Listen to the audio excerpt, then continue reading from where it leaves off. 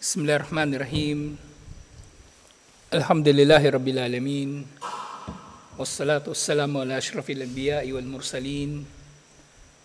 Nabiyina Muhammadin wa ala alihi wa sahbihi ajma'in. Assalamualaikum warahmatullahi wabarakatuh. So ngayon tuloy na lang natin yung sira, inshallah. So yung kahapon, nagdakwa si Propeta Muhammad sallallahu alaihi wasallam doon sa kanyang mga kamag-anak. So ngayon, ito na yung dakwa niya sa pangkalahatan.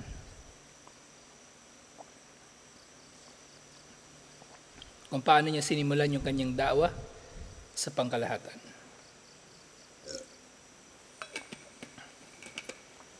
Sa sumunod na kabanata, yun nga, ala Jabal Safa, yung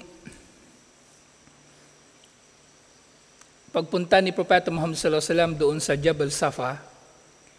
Actually, hindi naman ito Jabal na bundok na malaki. Burol lang ito. Yung burol ng Safa na siyang matatagpuan malapit doon sa Kaaba. At dito ginagawa yung sa'i, yung sa pagitan nga nito, yung Safa at yung Marwa. Dalawa silang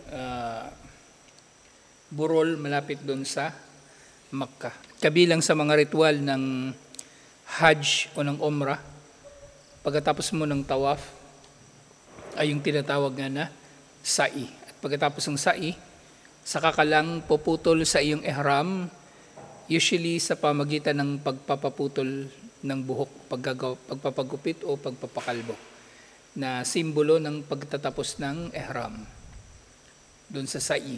So dito ginagawa yon sa Safa. Na doon nga unang nagpahayag ng pampublikong pagpapahayag si Propeta Muhammad sallallahu alaihi wasallam. So sinasabi nga, wa ba'da ta'aqqud an-nabi sallallahu alaihi wasallam min ta'ahudi Abi Talib bihimayatihi wa huwa yuballighu an rabbih sa'ad an-nabiy sallallahu alaihi wasallam data yawmin alas-Safa. So sa parehong araw din pala. So pagkatapos niya makausap yung kanyang mga kamag-anak at pagkatapos na natiyak ni Propeta Muhammad sallallahu alaihi wasallam ang pangangalaga sa kanya ni Abu Talib sa kanyang kumbaga pang-aanyaya patungo kay Allah subhanahu wa ta'ala. Dahil nga sinabi sa kanya ni Abu Talib na poprotektahan siya nito. Ibig sabihin, kumbaga implied yung pagpapahintulot ni Abu Talib na mangaral si Propeta Muhammad sallallahu alaihi wasallam at sumunod din yung Quraysh. Yung Banu Hashim. Sumunod din yung Banu Hashim kay Abu Talib. Alhamdulillah.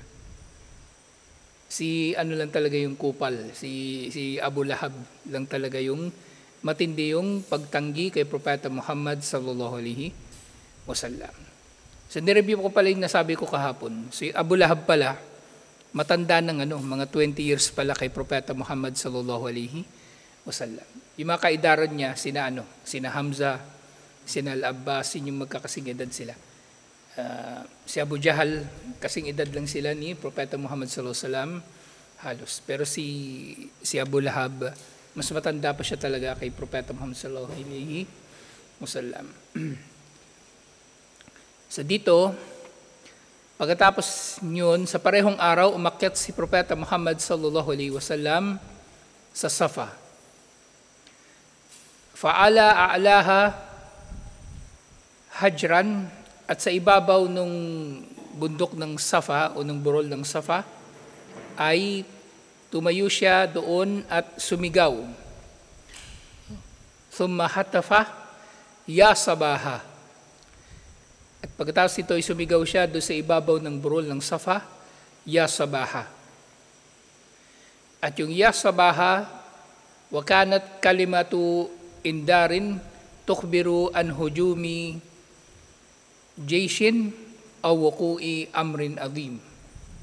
Yung pagsasabi ng ya sabaha, ito ay salita na ginagamit ng mga Arabo para magbigay ng babala na sumasalakay na ang mga kalabang sundalo, o bilang pagtawag ng pansin sa mga tao sa isang matinding bagay. Isang matinding bagay. Matindi talaga na maapektuhan yung lahat ng tao doon sa Makkah. Doon lang nila ginagamit ang ya sabaha. Hindi ito kumbaga basta-basta lang na kanilang sinasabi. Okay? Hindi ito basta-bastang sinasabi. Bihirang-bihira na nasasabi ang ya sabaha. Kaya kapag meron silang naririnig na ganito, ay tumutungo nga sila. Nang narinig nga nila ito kay Propeta Muhammad sallallahu alaihi wasallam, pumunta talaga sila kay Propeta Muhammad sallallahu alaihi wasallam, at yung hindi makakapunta, nagpadala ng representative patungo kay Propeta Muhammad sallallahu alaihi wasallam para malaman kung ano ba yun. Bakit merong ya sabaha? Bakit sumigaw siya ng ya sabaha? Tuma ja'ala yunadi butuna Quraysh. At tinawag nga niya ang iba't ibang mga angkan ng Quraysh. Wa yaduuhum kabaila kabail. At tinawag niya sila isa-isa sa kanilang mga tribo, sa pangalan ng kanilang mga tribo o angkan. Na dito nga, bahagi ito nung kumbaga yung pagsisimula na ng da'wah ni Propeta Muhammad sallallahu alaihi wasallam, matapos sasabihin ni Allah, wa andir ashiratakal aqrabin, na babalaan mo ang malalapit mong kamag-anak. Ibig sabihin, kapag natupad na ito ni Propeta Muhammad sallallahu alaihi wasallam, pwede na siyang tutungo dun sa susunod na antas ng kanyang da'wah, susunod na baitang ng kanyang da'wah, inshallah.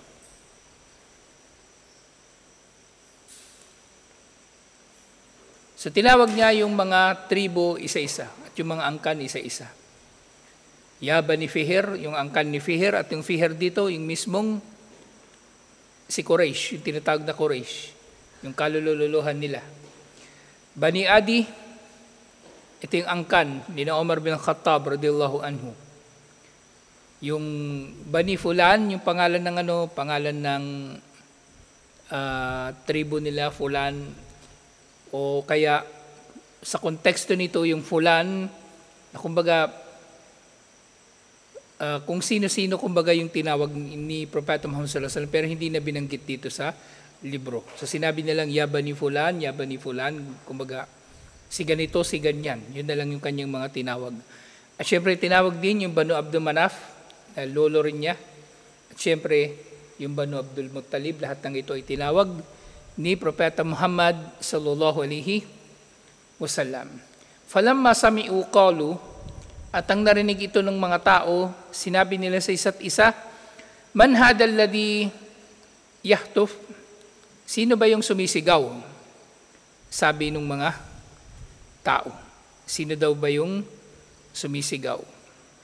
Qalu Muhammad, at nalaman nila, sinabi nila sa isa't isa, na ang sumisigaw na iyon, nagtawag ng ya sabaha, ay walang iba kundi si Propeta Muhammad sallallahu alaihi wasallam. Siyempre sa panahon na iyon, hindi nila alam na siya ay propeta.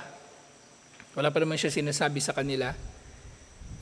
Pero, faasra'an nasu ilayhi. Nagmadali ang mga tao patungo sa kanila. Kasi siyempre sa panahon na ito, nakikilala na si Propeta Muhammad sallallahu alaihi wasallam bilang Al-Amin. So nung narinig nila yung ya sabaha at nalaman nila si Propeta Muhammad sallallahu alaihi wasallam, yun ay sumisigaw. So nagmadali na silang tumungo kay Propeta Muhammad sallallahu alaihi wasallam kasi alam nila na hindi yun gagawin ni Propeta Muhammad sallallahu alaihi wasallam liban na lang para sa importanteng bagay. At syempre nakikilala siya bilang Al-Amin, ang mapagkakatiwalaan. Na hindi naman siya siguro sisigaw ng ya sabaha dahil lang sa maliit na bagay. Dahil lang sa may nawawala o ano pang bagay. So tumungo nga sila doon dahil alam nila na mayroong importanteng nangyayari. Hatta inna rajula idha lam yastati an yakhruja ilayhi arsala rasulan liyandura mahu. So lahat sila ay nagmadaling tumungo doon hanggang sa kahit yung mga tao na hindi makapunta sa Safa ay nagpadala ng representative para tingnan kung ano ba yung nangyayari. Faja'a Abu Lahab, at syempre, dumating si Abu Lahab doon. At dumating din ang kabuuan ng Quraysh. Falamma ijtama'u, At nang natipon na silang lahat doon sa Safa, kumbaga hinintay muna ni Propeta Muhammad sallallahu alaihi wasallam na makarating ang mas marami. Hindi siya agad-agad na nagsalita. Hinintay niya muna na matipon ang mga tao. Sinabi niya, "Ara'aytakum law akhbartukum anna khaylan bilwadi bisafhin hadal jabal turidu an tugira alaykum akuntum musaddiki." Sa patanong ito, sinabi ni Propeta Muhammad sallallahu alaihi wasallam, sa palagay ba ninyo, kung sasabihin ko sa inyo na mayroong mga sundalo na nakakabayo sa likod ng lambak na ito, kasi yung Makkah, di ba, yung Makkah, lambak actually, napapaligiran siya ng mga bundok, mga burol. So parang ganito. Sasabi ni Propeta Muhammad sallallahu alaihi wasallam, kung sasabihin ko sa inyo, kung sa likod ng lambak, sa likod ng mga burol o bundok na nakapaligid sa kanila, ay nandun yung mga sundalo na hindi nila nakikita at nakahanda na salakayin sila, maniniwala ba sila sa kanya? So sabi ni Propeta Muhammad sallallahu alaihi wasallam, sa palagay niyo ba kung sasabihin ko sa inyo na mayroong mga sundalong nakakabayo sa likod ng bundok at nagnanais na salakayin kayo, maniniwala ba kayo sa akin? At ang sinabi ng Quraysh, qalu na'am, oo, ma jarrabna alayka kadhiba. Hindi kami nakaranas sa iyo ng kahit anong kasinungalingan. So hindi nila nalaman na si Propeta Muhammad sallallahu alaihi wasallam kahit kailan ay nagsinungaling o hindi sila naka-experience na nagsinungaling si Propeta Muhammad sallallahu alaihi wasallam. Ma jarrabna alayka illa sidkan. Wala kaming naranasan sa iyo liban na lang sa katotohanan. Okay, so hindi pa propeta si Propeta Muhammad sallallahu alaihi wasallam dito, pero yun nga, sa esma ni Allah sa kanya, sa pangangalaga ni Allah sa kanya, siya ay nakilala bilang al-amin, ang mapagkakatiwalaan, ang nagsasabi lamang ng totoo o ang makatotohanan, at hindi nga siya nakilala ng mga tao kahit ng pinakamasama sa kanila bilang sinungaling. Hindi siya nakilala bilang sinungaling. Naipatunay nga nito yung paulit-ulit ko na babanggit sa inyo. Si Heraclius, kinausap niya sina Abu Sufyan tungkol kay Propeta Muhammad sallallahu alaihi wasallam. At si Abu Sufyan noon ang pinuno ng Quraysh. Kung gugustuhin ni Abu Sufyan, ay kaya niya magsinungaling, mag-iimbento siya ng kasinungalingan laban kay Propeta Muhammad sallallahu alaihi wasallam, pero hindi niya kaya. Kasi paano niya pasisinungalingan yung tao na hindi nagsisinungaling? Okay, so kung yung yung nalaman ko yung kwento na yun, actually, napanatag ako kasi di ba, minsan iniisip natin, paano yung sasabihin ng mga tao, paano yung kapag may nanira sa atin. Nung nalaman ko yung tungkol doon, kay Heraclius at saka si Abu Sufyan, naisip ko, wala lang kwenta kung ano man yung sasabihin sa atin ng mga tao. Sasabihin nila yung gusto nilang sabihin sa atin, mabuti man o masama.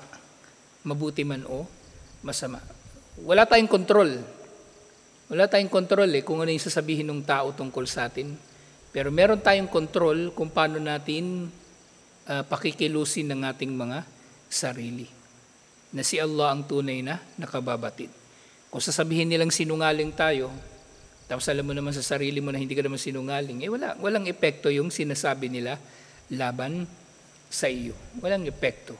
Sila may problema doon, wala ka ng problema doon. Kaya hindi na kailangan kumbaga ng tao na minsan yung tao na sinisiraan, hindi niya kailangan magpaliwanag.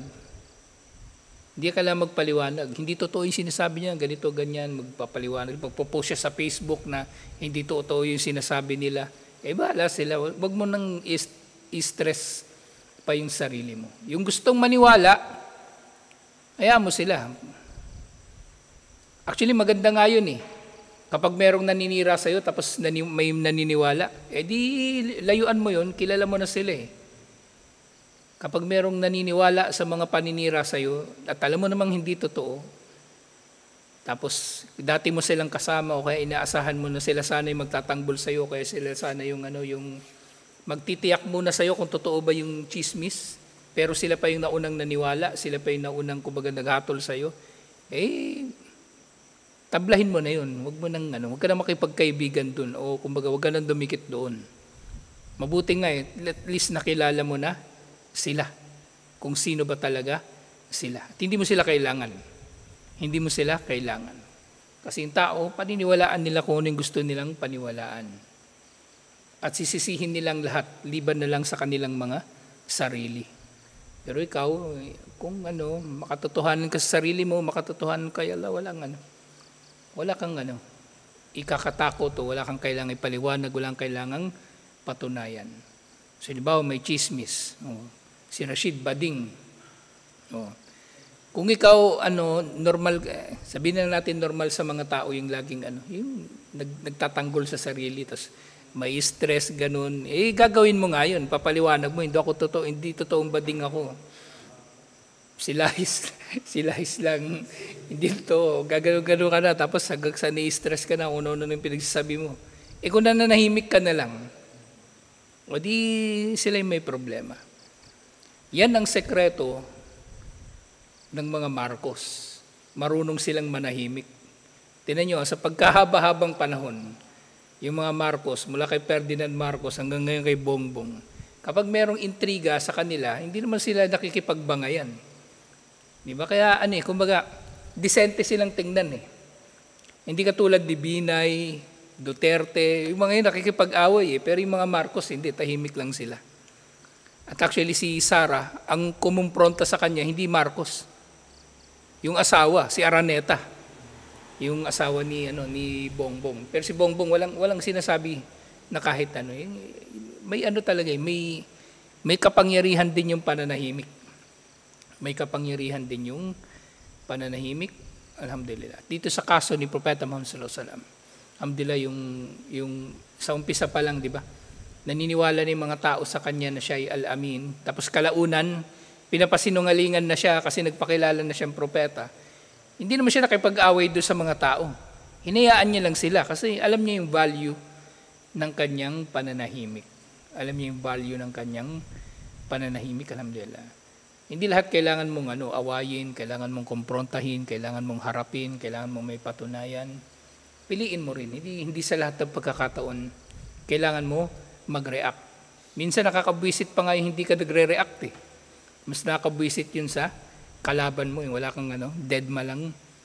Mas kumbaga mas kumukulo yung ilong nun, mas umuusok yung ilong at tenga nun pag hindi ka nagre-react. Kasi gusto nila na magre-react ka para meron na naman silang gagamitin laban sa iyo. Hayaan mo lang sila, bahala sila. Sabi nga ni Allah, mutu bigaydikum, mamatay kayo sa galit ninyo. Tayo, tutuloy-tuloy lang natin yung ginagawa natin, inshallah. Kasi nga yung Quraysh, sa napakaganda ng patutuo nila kay Propeta Muhammad sallallahu alaihi wasallam, wala silang na-experience kay Propeta Muhammad sallallahu alaihi wasallam liban na lang sa katotohanan.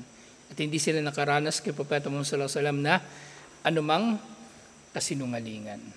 At yung sinabi ni Propeta Muhammad sallallahu alaihi wasallam, pagkatapos ng sinabi ng Quraysh, Inni nadirun lakum bayna yada adabin syadid. Tunay na ako ay tagapagbabala sa inyo bago pa dumating ang matinding parusa sa inyo. Innama mithli mamitlukum kamathali rajulin ra'al aduwa wantalaka yarba'a ahlahu. Tunay na ang katulad ko at ang katulad ninyo ay katulad ng tao na kumbaga nakita niya yung kalaban at siya ay nagbababala agad-agad sa mga tao tungkol sa pagdating ng mga kalaban na ito. Kumbaga, nalaman ni Propeta Muhammad sallallahu alaihi wasallam ang tungkol dito at hindi na siya nagdalawang isip pa na magbabala, bagkus siya ay nagbabala nga agad-agad. Siya ay nagbabala agad-agad.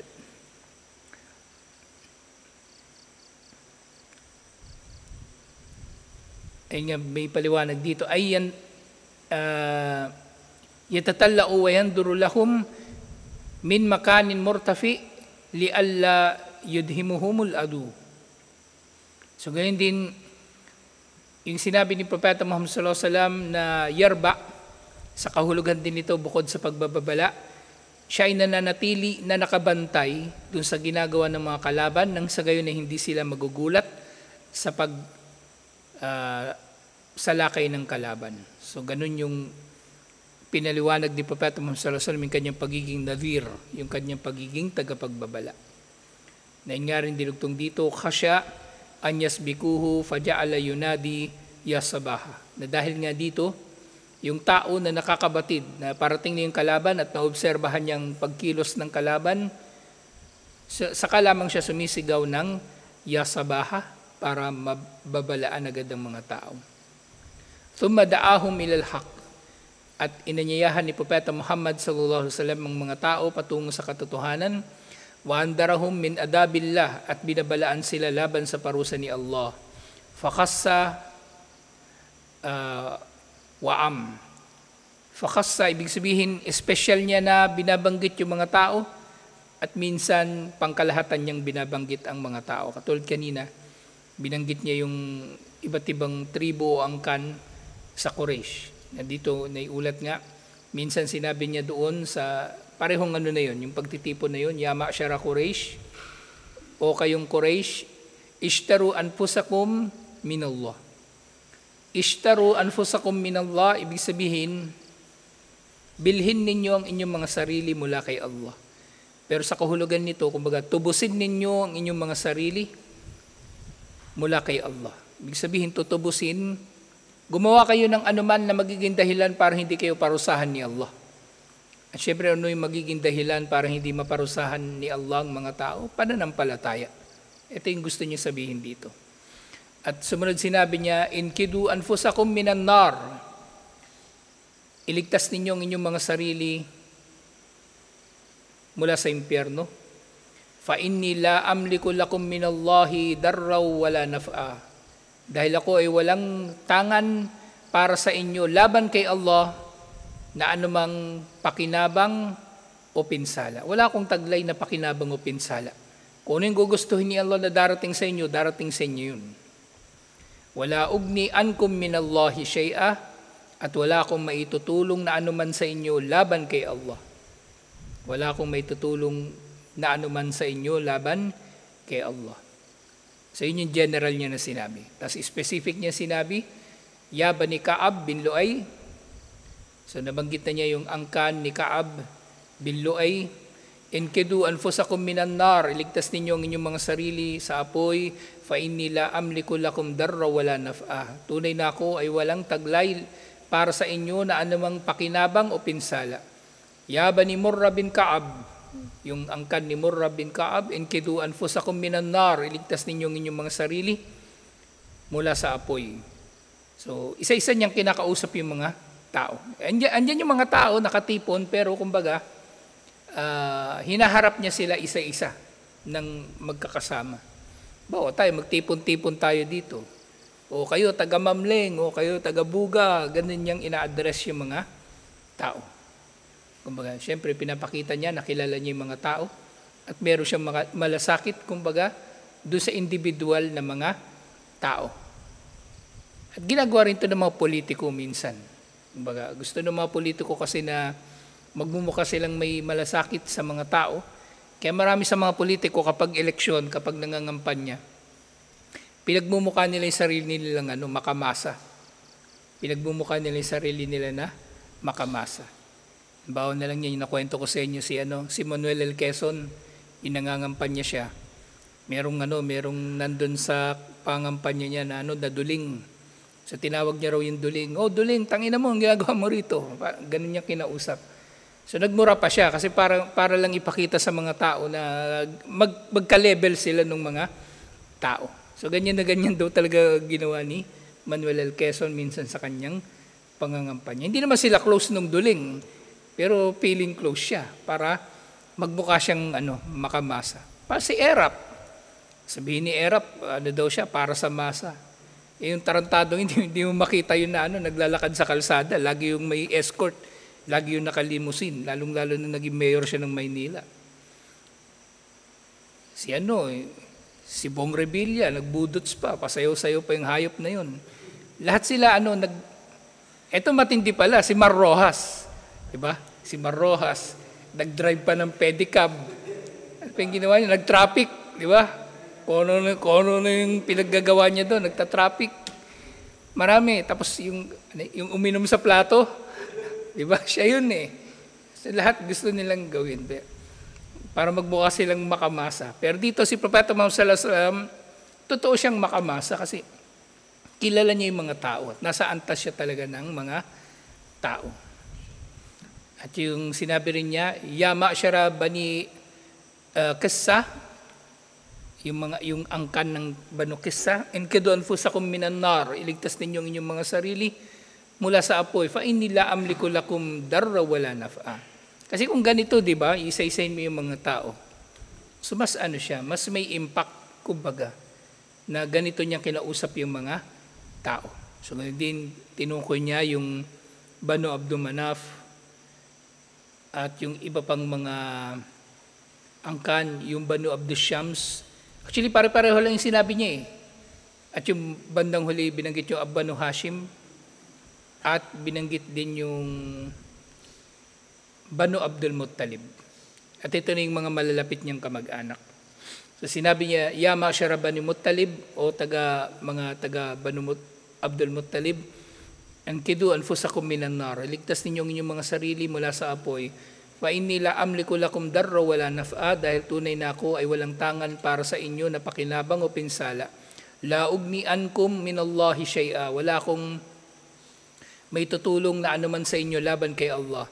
Saluni min mali ma syi'tum, hingin na ninyo mula sa aking yaman ang anumang gusto ninyong hingiin. La amliku lakum minallahi syai'a, pero wala akong may tutulong sa inyo, wala akong tangan para sa inyo na anuman laban kay Allah. Hindi ko kayo kayang ipagtanggol laban kay Allah.